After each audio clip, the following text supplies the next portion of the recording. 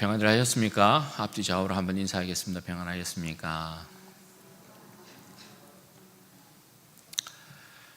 오늘이 종교개혁 주일입니다. 지금으로부터 딱 504년 전 1517년 딱 이날 10월 31일 날 마틴 루터가 가톨릭이 가르치는 가르침에 반하여 95개주의 반박문을 비텐베르크 안에 있는 교회, 그러니까 성당문에 그 반박문을 붙임으로써 종교개혁이 시작되었습니다. 역사를 간단하게 좀 살펴보면요, 로마 시대의 그리스도인의 삶이라는 건 굉장히 비참했습니다. 여러분 아시다시피 로마 황제들의 핍박이 사실 장난이 아니었죠. 많은 황제들이 그리스도인들을 핍박을 하는데 대표적으로 네로의 핍박 대단했고요. 도미티안 황제의 핍박 굉장했습니다. 로마가 콘스탄티누스 황제의 칙령이 있기 전 313년 밀라노 칙령이 있기 전까지 그들의 삶이란 건 정말 비참했습니다. 온갖 핍박과 박해를 받았던 그리스도인의 삶, 정말 예수 그리스도를 주로 고백하고 믿기 살아가기에는 너무나 각박한 세상이었고 힘든 세상이었고, 여러분 아시다시피 그리스도인을 어디 로마 사회에서 사람 취급했었습니까? 사람 취급하지 않았습니다. 그냥 사자의 밥으로 로마 시내를 밝히는 등불로 그렇게 사용했던 것이 그리스도인이었습니다. 그러니까 그 당시에 예수 그리스도를 주로 믿고 고백한다라는 것, 그렇게 살아간다라는 것 결단코 쉽지 않았다라는 것이죠. 그런데 콘스탄티누스 황제가 313년에 밀라노 칙령을 선언하고 반포함으로 로마 사회에 그리스도를 믿고 따르는 그 종교가 공인이 됩니다. 그리고 392년에 테오도시우스 황제를 통해서 로마가 이제 국교로 인정을 받게 됩니다. 그 이후로부터 이제 중세 시대에 이르기까지는 정말 기독교의, 그러니까 그리스도교의 세계였다, 그렇게 말할 수 있을 정도로 번성기를 맞이했던 그러한 이제 시기가 있었던 것입니다. 그렇게 이제 기독교가 로마의 국교가 되고 난 이후에 1054년까지, 그러니까 동서교회가 분열되기까지는 기독교가 사실 찬란한 꽃을 피우면서 전진했었습니다. 1054년까지는 동방교회가 사실은 더 크게 이렇게 부흥했던 그런 모습들이 있는데요, 1054년에 동방교회와 서방교회로 나뉘게 됩니다. 교리적인 논쟁, 정치적인 어떤 여러 가지 상황들이 있는데 어쨌든 1054년에 동과 서로 이렇게 나뉘게 되죠. 동방교회 여러분 흔히 아시다시피 왜 TV에 한 번씩 수염 길게 이렇게 자라서 이렇게 나오시는 분들 있죠. 교황이랑 똑같은 이런 모습하고 있는데 교황과는 달리 서방교회는 교황들은 수염이 없습니다. 대부분 수염 없이 깔끔하고요. 동방의 주교들은 대부분이 수염을 이렇게 기르고 있는 것을 보게 돼요. 여러분요 아시다시피 그 동방교회는 주로 예루살렘, 안디옥, 그리고 알렉산드리아, 콘스탄티노플 그런 쪽에서 주로 있는 그런 이제 교회인데, 주로 여러분들이 들어보셨던 그 교회들 그 러시아 정교회, 그리스 정교회 그런 이야기들 들어보셨죠. 그리고 정교회도 이제 동방제 교회 형태들도 있습니다. 시리아 교회도 있고 애굽의 고틱 교회도 있고, 그러한 교회는 또 동방교회 안쪽에서도 조금 다른 이제 색깔이긴 하지만, 그런 이제 동방교회와 서방교회, 흔히 말하는 이제 가톨릭을 이야기하는 것이죠. 그런데 사실 이 가톨릭이라는 단어는 동서가 분열되기 이전에 예수 그리스도를 주로 고백하고 따라가는 그리스도인들은 한 주 예수 그리스도를 섬기기 때문에 이 가톨릭이라는 이 단어는 원래 보편교회 이런 뜻이에요. 원 가톨릭 처치 이렇게 이제 불렀단 말이죠. 그런데 1054 14년에 이렇게 동서로 분리가 되면서 동방은 동방정교회 이렇게 이제 부르게 되었고 서방은 가톨릭 교회 이렇게 이제 부르게 되었던 것입니다. 1054년 이후에는 동방보다는 사실 서방 쪽이 더 이렇게 발전을 하게 됩니다. 중세의 흐름에 있어서 이 서방 교회는 로마와 유럽을 중심으로 해서 세계가 이렇게 발전을 하게 되죠. 우리가 이제 어느 계통이냐 하면 이 서방 교회 계통입니다. 그러니까 가톨릭에서부터 나온 것이라고 할 수 있죠. 가톨릭 세계가 이렇게 중세에 쭉 진행이 되다가 가톨릭의 이제 이 모습이 점차 권력도 없고 부도 없고 교회가 이제 그 상황 가운데서 중세에 보면 굉장한 타락이 일어납니다. 그 가운데 이제 대표적인 타락의 모습이 뭐냐 하면 교황들이 이제 정치 싸움을 하기 시작하면서 2명의 교황, 3명의 교황 이렇게 이제 나타나게 되고요. 그 아래 이제 추기경과 사제단들이 있는데 이들의 이제 또 타락이 참 입에 담지 못할 타락들이 일어나죠. 성직매매가 일어나고 뭐 족벌주의가 나타나게 되고 성적인 타락 뭐 이로 말할 수 없습니다. 그런 현상들 일어나고 사제들이라고 이렇게 있는데 성경을 읽을 줄을 몰라요. 성경 읽을 줄 모르고 성경 가르칠 수도 없고 설교도 뭐 진행이 되지 않았죠. 설교도 할 수가 없었어요. 성경을 읽을 수 없는데 무슨 설교를 할 수 있겠어요. 대개는 이제 중세 때에 종교개혁이 일어나기 전에 어두웠던 상황들이 그렇습니다. 그래서 교회로 모이면 전부 자선금에 대한 이야기만 이렇게 하게 되고 또 성지순례에 대한 강조나 성상이나 그리고 성화들에 대한 내용들로 전부 그런 것들이 설교 대신에 채워지고 거기에서 사람들이 뭐 예수님 나름대로 믿고 따라간다 그렇게 이제 고백하고 그렇게 살았던 것입니다. 그런데 이제 가장 큰 문제는 뭐겠습니까?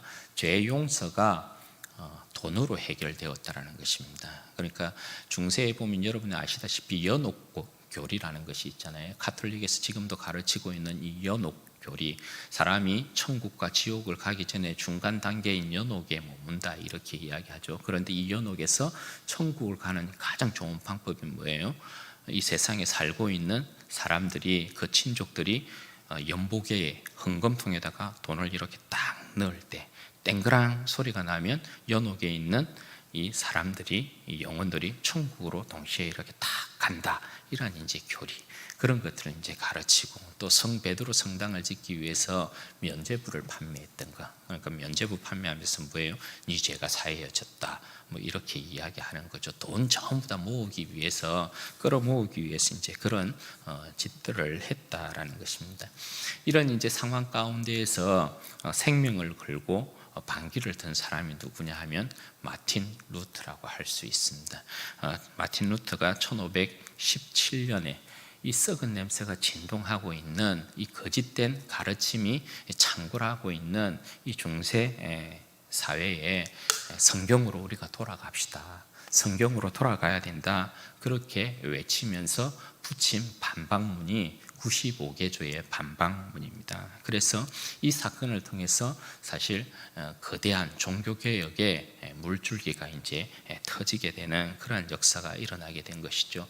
거기에서부터 개신교가 마틴 루터가 1517년 종교개혁을 단행한 그때까지는 원 카톨릭 처치였죠. 카톨릭이 이렇게 동방교회는 이렇게 떨어져 있었고 서방은 카톨릭 전체가 이렇게 쭉 가르쳐지고 오고 있었는데 가톨릭이 지배하고 있는 상황 가운데 있었는데 1517년에 개신교가 여기서 이제 나오게 되는 것입니다. 지금의 우리라고 할 수 있는 것이죠.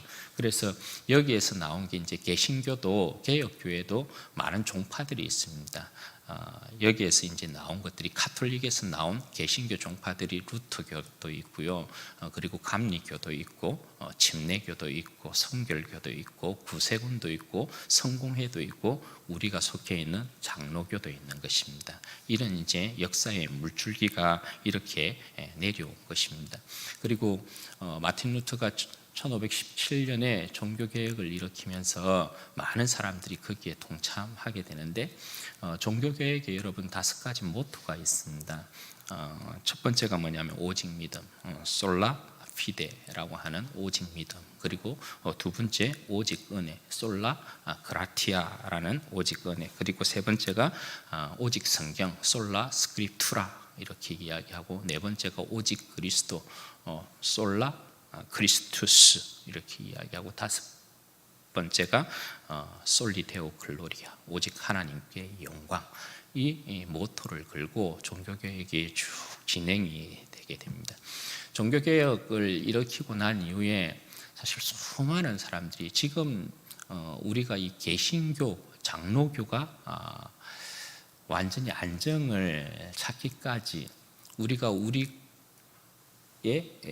가르침, 그러니까 성경의 지금의 가르침을 여러분들에게 전하기까지 수많은 믿음의 선배들이 피를 흘렸습니다. 얼마나 많은 사람들이 순교당했는지 몰라요. 얼마나 많은 사람들이 화형을 당했는지 몰라요. 얼마나 많은 사람들이 비참한 죽음을 당했는지 몰라요.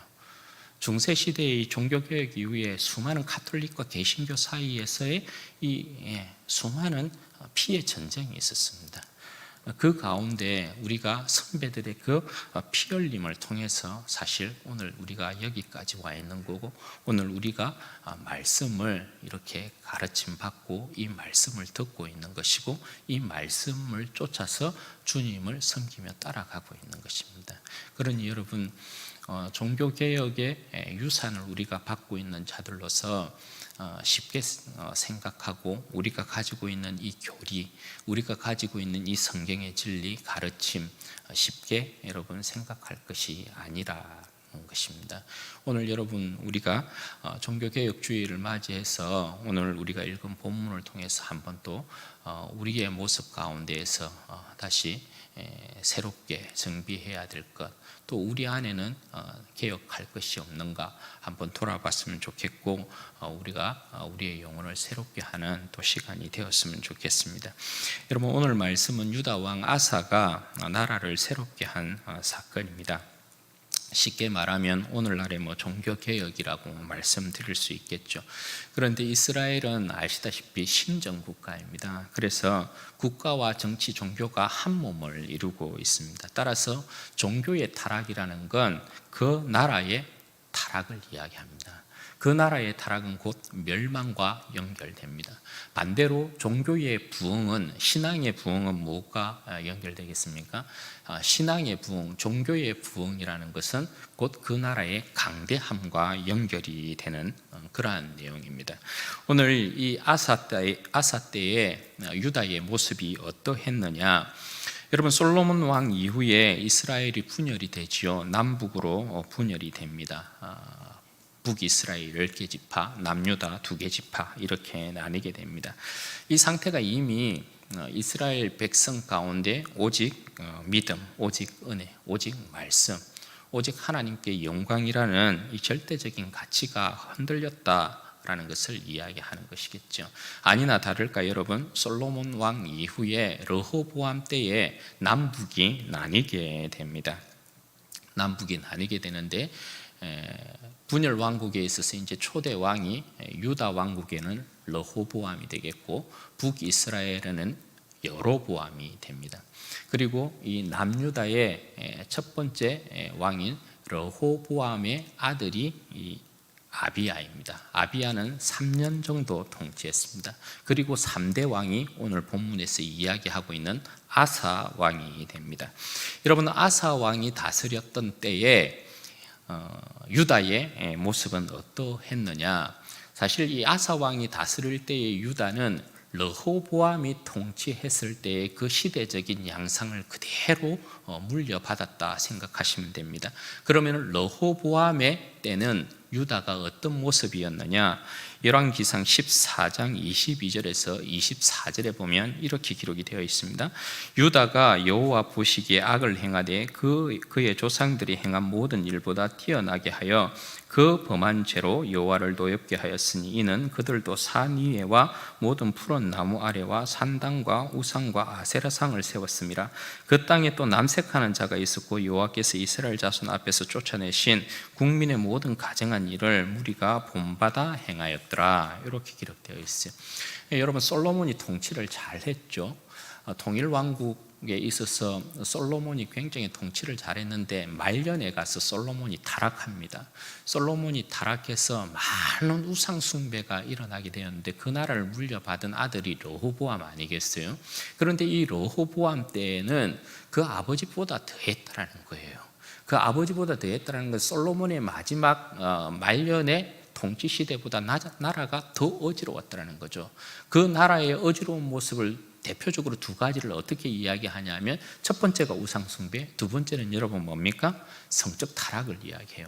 그런데 우상숭배의 이 전형적인 모습, 온 나라가 우상숭배로 물들었다. 이건 여러분 뭘 이야기하는 겁니까? 모든 곳곳마다, 나라 곳곳마다 산당이 있었다라는 거. 그리고 여러분 그 산당뿐만 아니라 전부 다 아세라 목상을 또 세워 놓았다라는 거.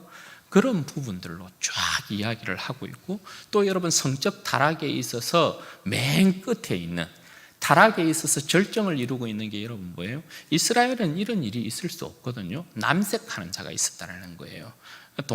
동성애를 하고 있는 사람이 있었다라는 걸 이야기하고 있는 거죠. 그러니까 성적 타락도 맨 끝에 가 있어요.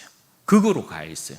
그런 모습이 바로 아사가 물려받고 있었던 그런 나라의 모습이었다라는 것입니다. 그런데 아사는 그 아버지 르호보암 같지도 않았고요, 그 할아버지 솔로몬 같지도 않았어요. 마치 여러분 세종대왕이 그 아버지 태종 이방원을 닮지 않은 것과 같고요, 그 할아버지 태조 이승계를 닮지 않았던 것하고 같은 것이라고 할 수 있어요.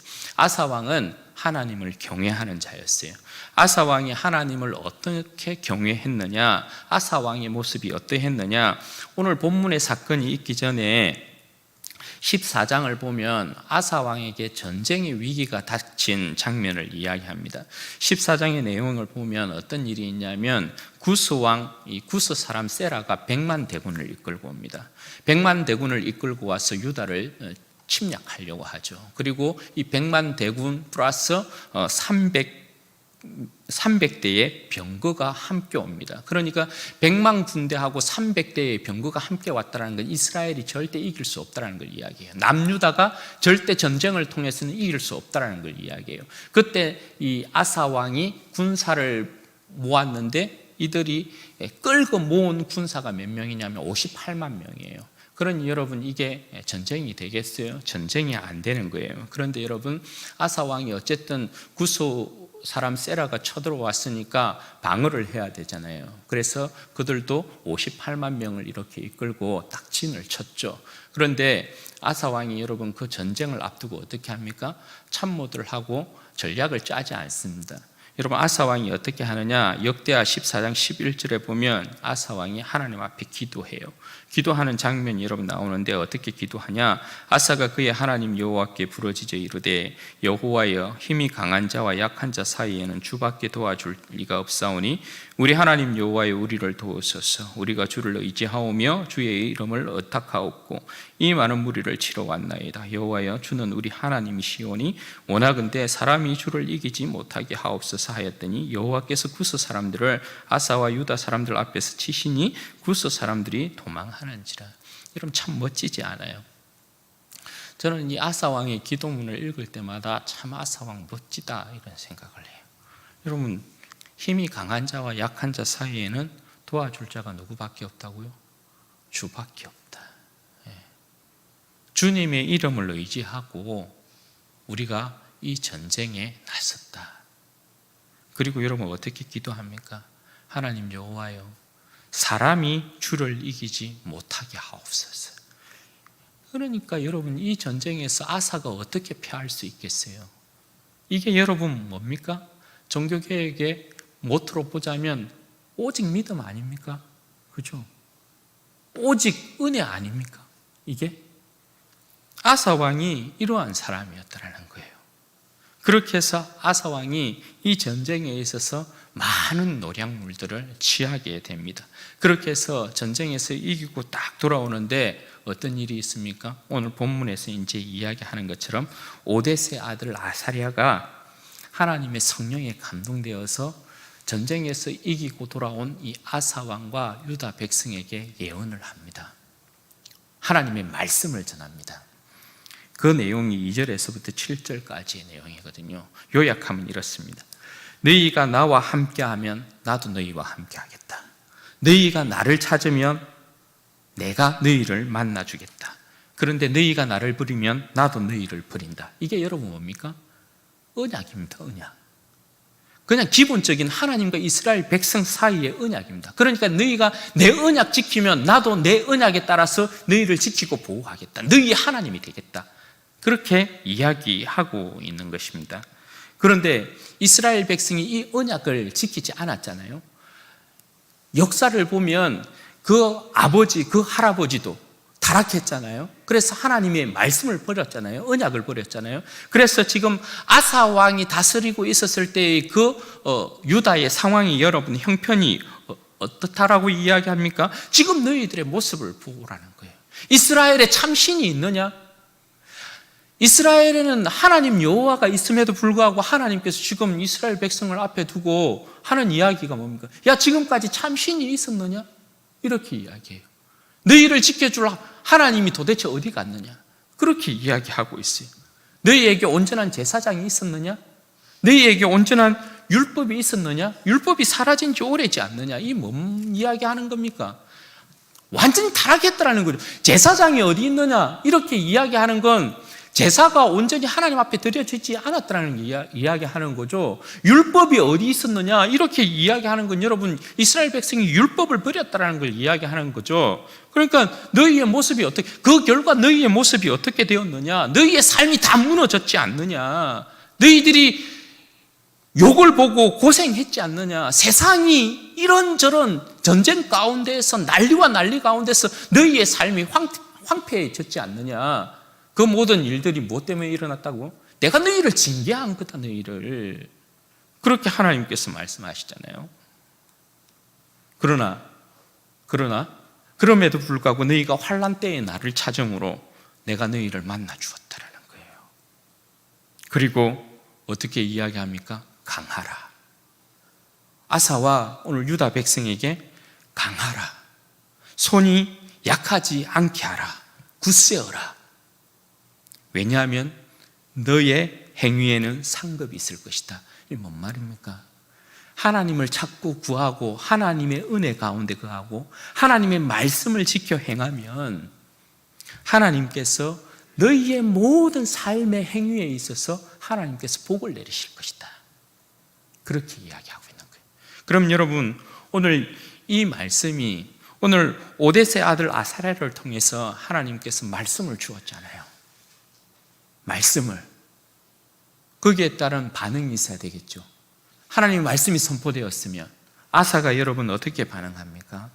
아사가 이 말을 듣고 곧장 어떻게 하냐 하면 하나님의 말씀을 듣고 마음을 강하게 합니다. 그리고 종교개혁을 일으킵니다. 여러분 아사가 얼마든지 교만할 수 있습니다. 왜냐하면 100만 대군을 방금 물리쳤잖아요. 오뎃의 이 예언에 있어서, 오뎃의 아들 이 아사랴의 예언에 있어서 아사 왕이 금방 뜰 수 있습니다. 그런데 아사 왕은 그렇게 하지 않습니다. 오히려 하나님의 말씀을 딱 듣고 마음을 강하게 해서 종교개혁을 단행합니다. 먼저 외부적인 개혁이 8절에 있는데요. 한번 보시죠. 아사가 이 말고 선지자 오뎃의 예언을 듣고 마음을 강하게 하여 가정한 물건들을 유다와 베냐민 온 땅에서 없애고 또 에브라임 산지에서 빼앗은 성읍들에서도 없애고 또 여호와의 낭실 앞에 있는 여호와의 제단을 재건하고. 여러분 보십시오. 여기에서 말하는 가정한 물건들을 없앴다는 건 뭘 이야기하는 것일까요? 가정한 물건을 없앴다는 것은 우상과 모든 아세라 상들을 다 없애버렸다 이 말이에요.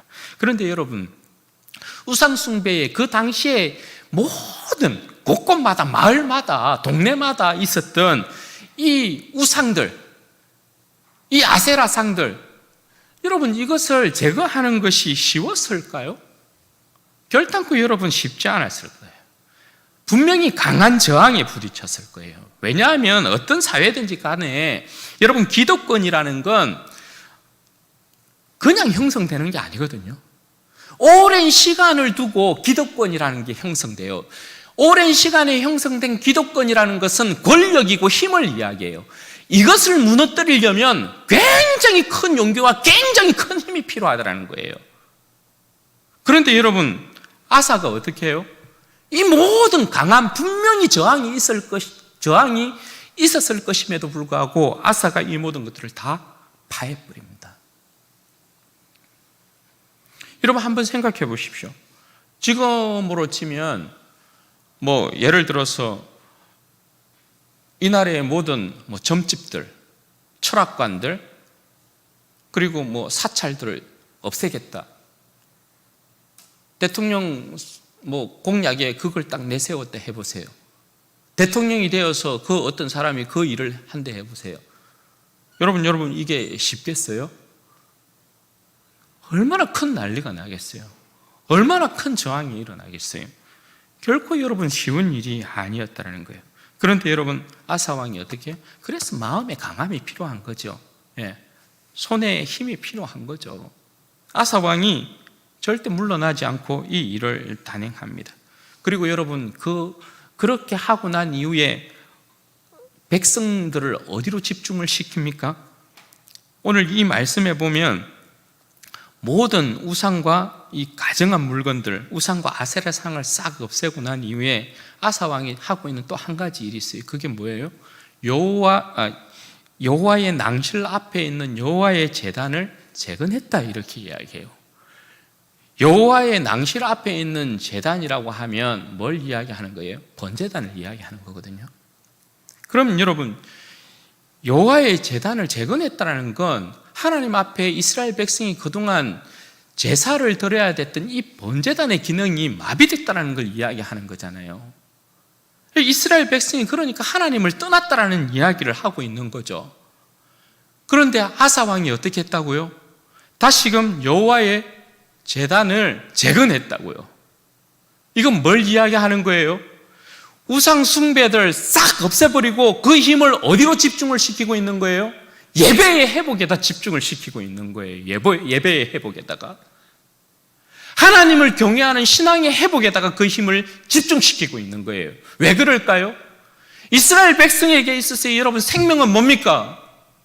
하나님을 예배하는 것에 있잖아요. 하나님을 예배하는 것, 하나님을 기뻐하고 절구하는 것이 그들에게 생명이잖아요. 그러니까 아사 왕이 모든 헛된 우상 숭배의 모든 것들을 다 없애버리고 너희의 힘을 어디로 모아야 될 것이냐? 하나님을 예배하는데 너희의 힘을 모아야 한다. 그래서 제단을 다시금 재건시켜요. 그게 아사 왕이 했던 일이에요. 그래서 여러분 10절과 15절 말씀까지 한번 보십시오. 아사 왕 제15년 셋째 달에 그들이 예루살렘에 모이고 그날에 노력하여 온 물건 중에서 소 700마리, 양 7,000마리로 여호와께 제사를 지내고, 이게 뭡니까? 번제로 하나님 앞에 올려드렸다는 거죠. 그리고 또 마음을 다하고 목숨을 다하여 조상들의 하나님 여호와를 찾기로 하고 이스라엘 하나님 여호와를 찾지 아니하는 자는 대소남녀를 막론하고 죽이는 것이 마땅하다 하고 우리가 큰 소리로 외치며 피리와 나팔을 불어 여호와께 맹세하며 온 유다가 이 맹세를 기뻐했다.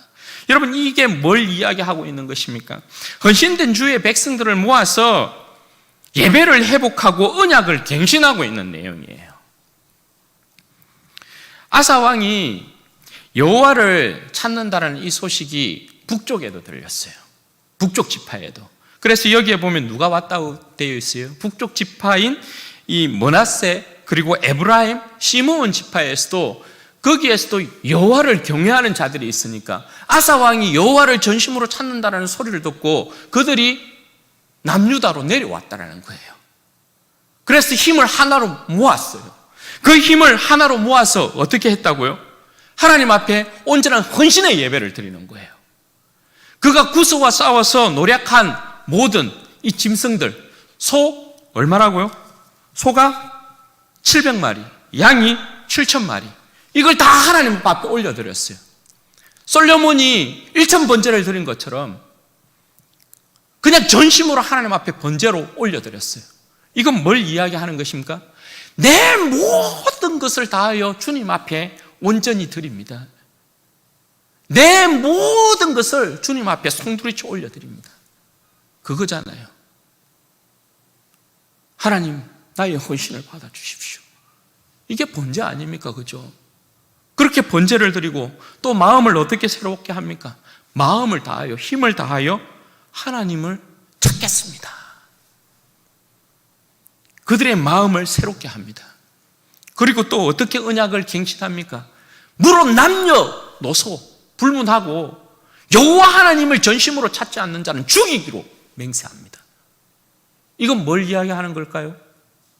하나님을 경외하는 땅에 악의 무리를 그대로 용납하지 않겠다라는 거예요. 하나님을 경외하지 않는 건 여러분 뭐기 때문에 그래요? 하나님을 사랑하지 않고 하나님을 경외하지 않는 건 악에게 속한 거예요. 하나님을 떠나는 거예요. 그래서 가나안 땅에서 하나님을 경외하는 그 가나안 땅에서부터 악을 제해버리는 거예요.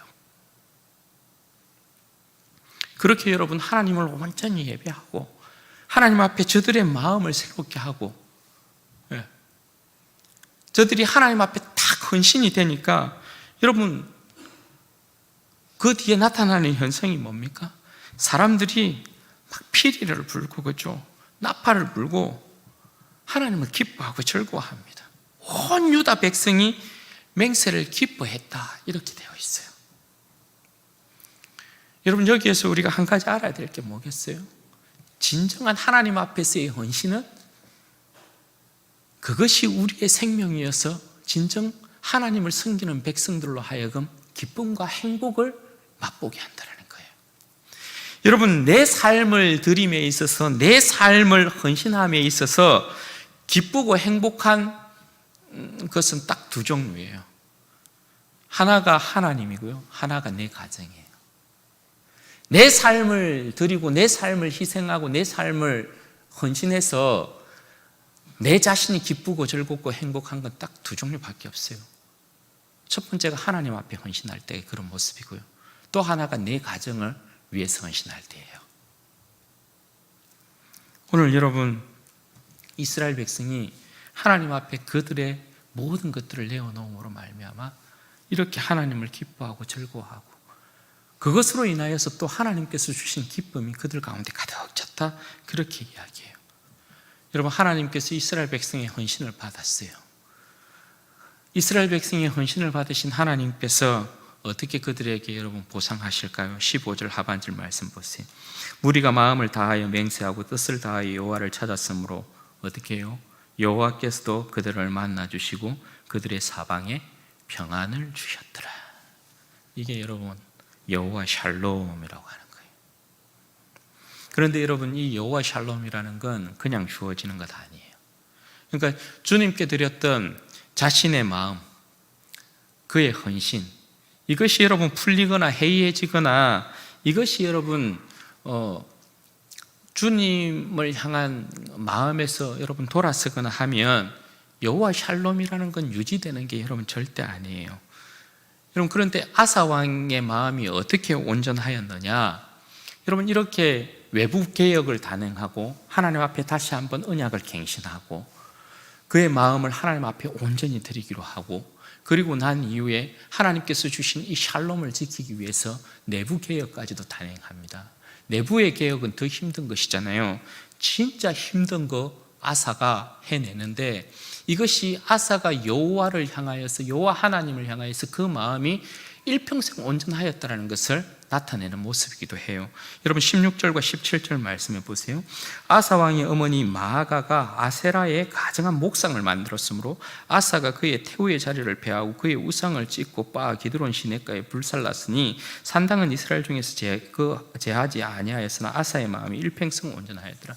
여러분 이건 뭐 이야기하는 것입니까? 그 어머니면 이제 태우의 자리에 있는 거죠. 그 어머니가 아세라 목상을 만들었더라는 거예요. 그러면 왕이면 어머니의 자리 뭐 그냥 유지하게 만들고, 그죠? 그냥 어머니 이러시면 안 됩니다 하고 그렇게 해도 넘어갈 수 있잖아요. 그런데 여러분, 아사왕이 어떻게 해요? 어머니 태우의 자리를 패버립니다. 그러니까 폐서인시켰다라는 거잖아요. 조선시대로 치면. 예. 이게 여러분 쉬운 일이겠냐고요. 여러분, 하나님을 지극히 경외하는 자는 그 부모를 섬김에 있어서도 여러분 뭐예요? 충성돼요. 그런데 어머니의 이 태우의 자리를 아사왕이 패하기까지 얼마나 여러분 마음 안에 심한 갈등이 있었을까요? 괴로움이 있었을까요? 그런데 아사왕은 그 모자 간의 관계보다 더 중요한 것이 뭐였어요? 하나님 앞에서의 신앙이었어요. 왜냐하면 하나님을 사랑하는 신앙이 아니고서는 자신, 그 어머니, 그 백성 모두가 죽는다라는 걸 알았기 때문에 그래요. 그래서 어머니의 이 태우의 자리까지 패버립니다. 여러분, 이것이 얼마나 큰 교훈이 되었겠어요? 본보기가 되었겠어요? 그 어떤 사람도 이 아사왕이 어머니의 태우의 자리까지 패했다라는 이 모습을 보고 우리는 절대 앞으로 우상 숭배해서는 아니 되겠구나. 아사왕의 이 하나님 앞에서의 신앙은 절대적인 것이었어요. 그렇게 여러분, 이 아사왕이 이러한 목숨을 건 신앙에 있어서, 그들의 종교에 있어서 완전한 계획을 단행합니다. 여러분, 이 아사왕의 마음이 하나님 앞에서 이렇게 온전하였다라는 것을, 강하였다라는 것을 이렇게 보여주고, 또 18절에는 여러분 한 가지 더 이야기를 해줘요. 그가 또 그의 아버지가 구별한 물건과 자기가 구별한 물건, 곧 은과 금과 그릇들을 하나님의 전에 드렸다. 이건 뭘 이야기하냐면, 아사는 절대 하나님의 것을 자신의 것으로 착각하지 아니하였다는 걸 이야기해요. 하나님의 것은 하나님의 것으로 딱 구별하여 드렸던 사람이 바로 아사였다라는 것이에요. 그렇게 아사왕은 하나님 앞에서 절대적인 신앙, 그러니까 오직 믿음, 오직 은혜, 오직 하나님께 영광, 이것을 붙들었던, 오직 말씀, 이것을 붙들었던 사람이 바로 아사였다, 이렇게 이야기해요. 그래서 여러분, 하나님께서 어떠한 복을 아사에게 주셨느냐, 19절에 보면 이때부터 아사왕 35년까지 다시 전쟁이 없었다, 이렇게 이야기해요. 여러분들이 열왕기상 기하 역대기의 내용 이렇게 읽어보시면 남유다와 북이스라엘이 갈라지고 난 이후에 끊임없이 이 두 왕들 가운데, 두 나라 가운데 전쟁이 일어납니다. 전쟁이 쉬지 않고 일어나요. 그러니까 하나님 앞에 온전하지 못하면 항상 이 전쟁이라는 것을 통해서 나라가 시끄럽다라는 걸 이야기해요. 그런데 전쟁이 딱 그쳤다는 걸 뭘 이야기하겠어요? 하나님께서 그에게 그만큼 하나님께서 주시는 그 샬롬의 그 평화, 하나님께서 그 가나안 땅의 복을 먹고 마심에 있어서 그 어떤 외부의 적도 내부의 적도 그들을 넘보지 못하도록 하였다. 그것을 이야기해 주는 거예요. 그러니까 아사왕의 이 온전한 마음이 20년 동안 여러분 어떻게 해요? 전쟁이 없는 평화의 나라를 가져왔다. 그렇게 말씀을 하고 있는 것입니다.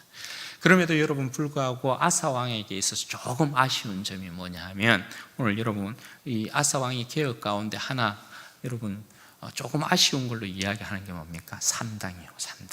산당을 없애지 못했다, 이렇게 이야기해요. 산당까지 없앴으면 정말 완벽했을 것인데 산당은 없애지 못했다. 이 이스라엘 백성, 남유다도 마찬가지고 북이스라엘도 마찬가지고 괜찮은 왕들이 한두 명 이렇게 나오는데, 좀 소수의 왕들이 나오는데요, 그 가운데서도 이 괜찮은 왕들도 산당은 없애지 못했다라는 말들이 많이 나와요. 그만큼 여러분 힘든 내용이었다는 것을 우리가 볼 수 있는 것입니다. 여러분, 이것이 오늘 어쨌든 아사왕이 그 할아버지 아버지로부터 물려받은 우상 숭배가 가득한 그 땅, 성적인 타락이 가득했던 그 땅, 그 땅을 아사 왕이 하나님의 말씀을 힘입어서 그의 마음을 강하게 해서 새롭게 나라를 단장한 모습이었어요. 이 모습이 그대로 이어졌으면 여러분 얼마나 좋았겠어요, 그렇죠? 이 모습을 보면 확실히 이스라엘 백성은 전심으로 하나님을 찾을 때 그들에게 있어서 생명의 복됨이 가득하고요, 하나님을 떠나면 그들의 인생은 그냥 멸망길로 가는 것이다. 그것을 여러분 우리가 볼 수 있는 것입니다. 사랑하는 여러분, 우리의 신앙의 모습은 어떠합니까? 우리 신앙을, 우리 자신의 모습을 여러분 그냥 유다라고 한번 생각해 보자고요. 우리 교회를 유다라고 한번 생각해 보자고요. 그렇게 생각해 보면 쉬울 것이에요. 여러분, 우리 안에는 과연 우상 숭배의 모습 없을까요? 산당과 아세라의 목상 남색하고 있는 그런 모습들 여러분 없을까요? 여러분, 우리는, 내 삶은, 우리 교회는 오직 믿음, 오직 은혜, 오직 성경, 우리는 예수의 사람입니까? 오직 그리스도, 오직 하나님께 영광. 이 여러분 모토에, 종교개혁의 모토에, 이 슬로건에 우리는 부끄럽지 않는가요? 여러분, 종교개혁의 정신이라는 건 그 시대에 반짝 빛나고 마는 것이 아닙니다. 종교개혁의 정신이라는 건 우리가 종교개혁자의 후예들로서 끊임없이 우리의 삶 가운데서도, 우리 자신 안에서도, 우리 교회 안에서도 끊임없이 일어나야 된다는 걸 이야기하는 것입니다. 왜냐? 우리는 그 누구도 완전하지 않기 때문에 그렇습니다. 우리는 그 누구도 온전하지 않기 때문에 그렇습니다. 그 어떤 사람도, 그 어떤 가르침도 완전하거나 완벽하지 않습니다. 완전하고 완벽하지 않다는 건 우리는 얼마든지 부패할 수 있다는 걸 이야기하는 거고요, 우리는 얼마든지 그릇될 수 있다는 걸 이야기하는 것이고요, 우리는 얼마든지 거짓될 수 있다는 것도 이야기하는 것입니다. 그러므로 우리에게는 끊임없는 우리 자신 안에서의 개혁이 필요한 것입니다. 우리를 날마다 새롭게 하는 것이 필요한 것입니다. 우리를 날마다 새롭게 하려면 여러분 어떻게 해야 되겠습니까? 전심으로 여호와의 얼굴을 구해야 하는 것입니다. 오늘 이스라엘 백성들이 자기 안에 있는 모든 더러움들을 내어버리고 여호와의 무너진 제단을 수축하고 다시금 그들이 하나님 앞에서 예배드리는 자들로 헌신되었던 것처럼, 마음을 다하고 뜻을 다하고 하나님을 온전히 찾기로 맹세했던 것처럼 우리의 마음 안에도 여러분 그런 것이 필요합니다. 우리 안에 있는 모든 세상의 이 더러운 찌꺼기들을요, 아세라 목상 같은 거요, 산당 같은 거요, 우상 숭배요, 세상을 즐기려는 이 성적인 유희들요, 온갖 더러운 것들, 그것들 다 내어버리고 우리가 전심으로 여러분 우리의 힘을 쏟고 우리의 마음을 다해야 될 게 뭐라고요? 무너진 예배의 자리를 지켜내는 거예요. 그게 필요하다는 거예요.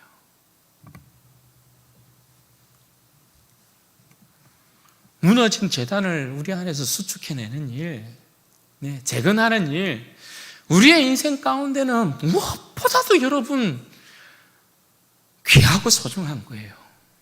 왜 그렇습니까? 왜 여러분 하나님 앞에서의 예배의 자리가 여러분 소중합니까? 우리가 코로나의 이 상황을 지내오면서도 하나님 앞에서의 예배가 여러분 왜 중요합니까? 왜? 무엇 때문에 여러분 중요합니까? 하나님의 백성에게 있어서는 예배의 자리가 생명의 자리 아닙니까? 그죠? 예배의 자리에서부터 우리가 하나님의 음성을 듣는 것이지 않습니까? 예배의 자리에서부터 우리의 영혼이 새롭게 되는 것이지 않습니까? 예배의 자리로부터 우리는 하나님으로부터 어루만짐을 받는 거고요, 예배의 자리에서부터 무너진 우리의 영혼이 다시금 살아나는 것이고요, 병든 영혼이 여러분 고침을 받는 것이고요, 모든 근심과 걱정에서부터 여러분 해방되는 자리가 여러분 어떤 자리입니까? 예배의 자리 아닙니까? 왜 그렇습니까? 예배의 자리는 하나님과의 만남이 있는 자리이기 때문에 그런 것이죠. 그런데 여러분, 예배 무시하고 예배를 가벼이 여기고요, 그 인생이 살아날 것이라고요? 아니요. 하나님의 백성임에도 불구하고 그냥 세상 사람일 것 같으면 괜찮아요. 세상 사람일 것 같으면 얼마든지 예배 무시하고 자기 나름대로 그냥 살아가면서 생명 영위할 수 있어요. 그 영광 얻으려고 노력하고 그거 얻으면 돼요. 그죠? 그런데 하나님의 백성은 어떻게 해야 돼요? 하나님의 백성은 우리의 인생이 우리 마음대로 안 된다는 거 우리는 너무나 잘 아는 사람들 아니에요. 그죠? 하나님 앞에서의 예배의 자리가 우리의 생명인 줄 알고 예배에 목숨 거는 사람들이 우리들이잖아요. 그런데 여러분, 어떻게 예배를 무시할 수 있어요? 세상에 이런저런 일로 여러분 어떻게 예배를 무시할 수 있어요? 세상이 먹고 사는 문제로 여러분 어떻게 예배를 무시할 수 있어요? 그럴 수 없다는 거예요.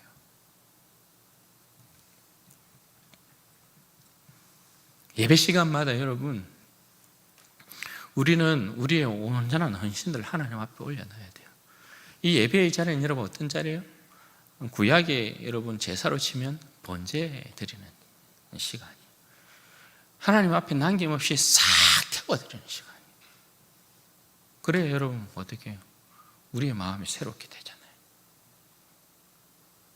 세상에 여러분 이 모양 저 모양 물든 마음들, 세상에 여러분 찌꺼기들 다 태워서 하나님 앞에 깨끗하게 되고 하나님의 영광, 새롭게 여러분 우리가 눈을 떠서 하나님의 새로운 영광, 그리스도의 새로운 영광 우리가 보게 되고 하나님의 말씀을 다시금 깨끗하게 비워진 우리의 마음 가운데 채워서 그죠? 다시금 하나님을 향하여 무뎌져 있었던 우리의 영혼을 새롭게 함으로 하나님을 온전히 살아가고 주님의 몸된 교회 형제자매 섬기는 일에 있어서 전심으로 주님 사랑함 같이 사랑하려고 다시 한번 새로운 눈으로 바라보고, 그게 여러분 예배 때 안 이루어지면 언제 여러분 이루어지겠어요? 맨날 예배에 실패하니까, 하나님 앞에 나와서 예배 드리는 이 예배의 시간이 실패하니까 전혀 바뀌는 것 없고, 어떻게 그렇게 우리의 삶에 변함이 없는지, 그건 여러분 다른 원인이 아니에요. 예배에 실패하면 그렇게 돼요. 예배에 성공한 사람치고 그 안에 하나님이 주시는 기쁨과 즐거움과 감격이 없는 사람 여러분 보셨어요? 그 하나님께서 주시는 기쁨과 행복과 감격이 그 사람이 또 새로운 헌신을 만들어내고, 그죠? 그 자신이 하나님 앞에 드리는 헌신, 주님의 몸된 교회를 섬기는 그 헌신으로 말미암는 기쁨이 또 막 샘솟고, 그게 여러분 계속해서 반복되는 거잖아요. 그런데 예배가 탁 무너지면요, 예배에서 우리가 은혜 받지 못하면요, 시기하고 질투하고 막 했던 마음들 막 그대로 있고, 그죠? 하나님에 대한 불신앙의 마음, 원망과 불평하는 마음 그대로 가득 채워 있고, 그죠? 하나도 안 변해요. 사람이 절대 안 변해요, 여러분. 그런데 여러분, 그런 내 마음이 하나님 앞에서 정결하고 깨끗하냐고요. 그런 마음들이 있다는 것 자체가 내 안에 우상이 가득하다는 거 아니에요? 내 안에 산당이 가득 채워져 있다는 거 아니에요? 내 안에 남색하고 있는 모습이 가득 차 있다는 거 아니에요? 그 부끄러운 줄 알아야 되는 거예요. 부끄러운 줄. 내 자신을 여러분 객관적인 모습에 있어서 딱 떼놓고 내 자신을 하나님의 나라라 딱 생각하고 하나님의 말씀을 딱 비추어 보자고요. 개혁할 것이 과연 없을까요? 아니요. 막 제 모습을 봐도 니는 뜯어 고쳐야 될 것이 천지백갈이다, 막 이런 생각이 들어요. 네가 진짜 오직 하나님의 은혜 붙들고 있는 사람 맞아? 네가 진짜 오직 믿음 붙들고 있는 사람 맞아? 네가 오직 하나님의 말씀 붙들고 있는 사람 맞아? 네가 정말 오직 그리스도밖에 없는 사람 맞아? 네 인생이 정말 오직 하나님의 영광을 위하여 사는 거 맞아? 요거 딱 질문하면요, 부끄럽기 거지없는 거죠. 오늘 우리 조기임 집사님 소천하셔가지고 제가 오면서 막 우리 성도들한테 그랬거든요. 아, 우리 기임 집사님 참 좋겠다. 천국 간 사람 참 좋겠다.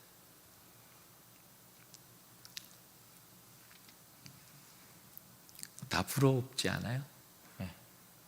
이 세상의 삶을 여러분 끝내고 주님 품에 안긴다는 건 참 행복한 거 아니에요. 참 좋겠다.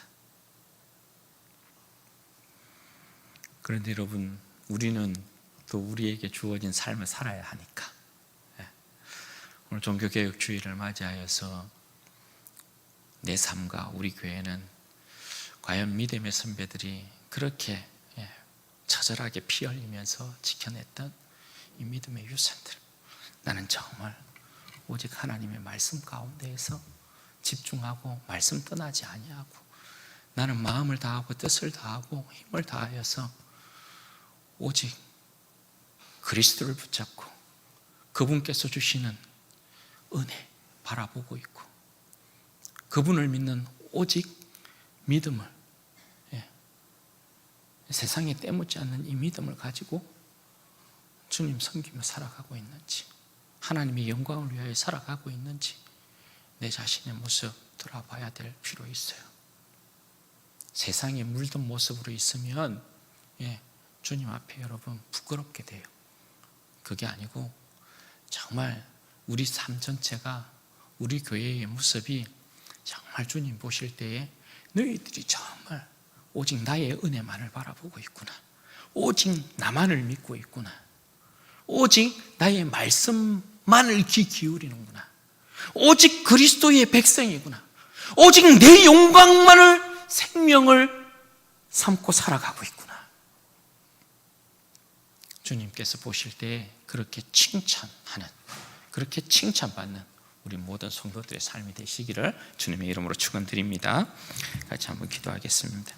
여러분, 이 시간에 기도할 때에 그렇게 한번 기도하십시다. 하나님, 제 삶이 하나님 오직 믿음, 오직 은혜, 오직 성경, 오직 그리스도, 오직 하나님께 영광을 위한 삶이 되게 하여 주옵소서. 마음을 다하고 뜻을 다하고 힘을 다하여 주님을 사랑하고 주님을 쫓아가는 인생이 될 수 있도록 하나님 도와주시고, 무엇보다도 그러한 삶을 위하여서 내 마음 가운데 하나님 무너져 있는 하나님을 향한 사랑, 예배의 자리, 기도의 자리, 하나님 다시 한번 일어날 수 있도록 우리 하나님 복을 허락하여 주시고, 무너진 내 안에서의 재단 다시금 일으키게 하셔서 주님 앞에 헌신되어진 온전한 믿음의 백성으로 주님의 기쁨과 자랑될 수 있도록 복을 주옵소서. 같이 한번 기도하십시다. 영광이 없는 하나님 보내십시오.